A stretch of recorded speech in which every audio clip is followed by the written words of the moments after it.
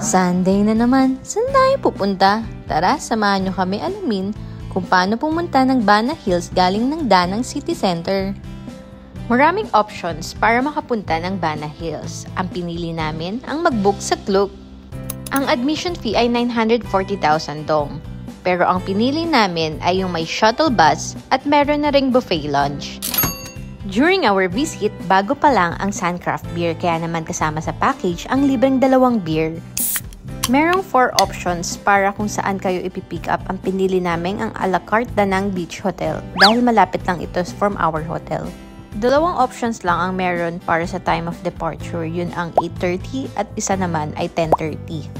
Recommended namin na kunin nyo ang 8:30 para maaga pa lang ay nasa Bana Hills na kayo. Wow! Dahil gusto nga namin sulitin yung time namin sa Bana Hills ay hindi na namin kinuha yung ticket namin from Bana Hills to Danang City Center.